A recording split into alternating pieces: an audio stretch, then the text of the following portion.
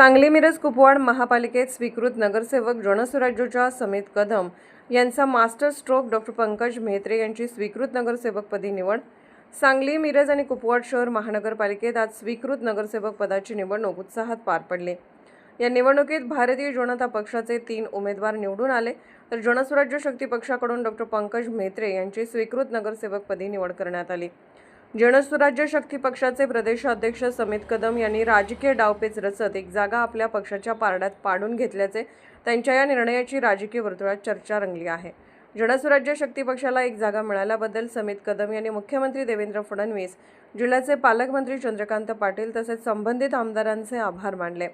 विशेष म्हणजे डॉक्टर पंकज म्हेत्रे यांचा मागील निवडणुकीत थोडक्या मतांनी पराभव झाला होता, मात्र त्यांनी सातत्याने काम करत पक्षनिष्ठा जपली आणि अखेर त्यांना स्वीकृत नगरसेवक पदाची संधी मिळाली।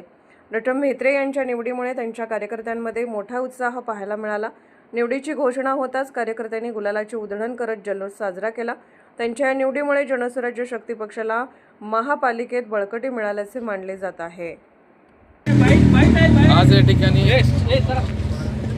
सांगली कुपवाड महापालिकेमध्ये जनसुराज्य शक्ती पक्षाचे शहर जिल्हा अध्यक्ष, पक्षातले माझे सहकारी डॉक्टर पंकज म्हेत्रे, डॉक्टर पंकज महादेव म्हेत्रे यांची स्वीकृत नगरसेवकपदी आज निवड झाली। मी मनापासून आभारी आहे।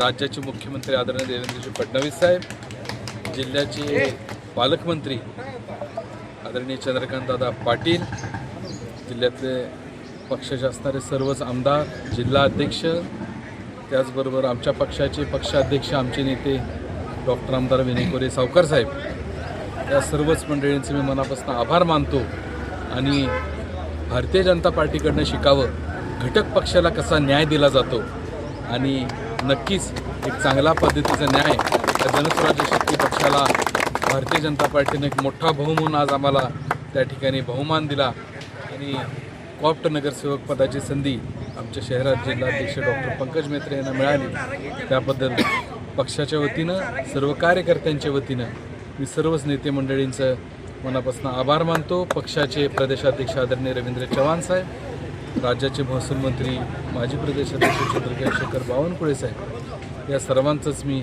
मनापासून आभार मानतो आणि या ठिकाणी पक्षाला जी चांगली संधी मिळाली त्याबद्दल त्यामध्ये ह्या संधीचं सोनं करतील डॉक्टर पंकज म्हेत्रे आणि त्यांचे सर्व सहकारी, यामध्ये मला आता ते मात्र शंका नाही।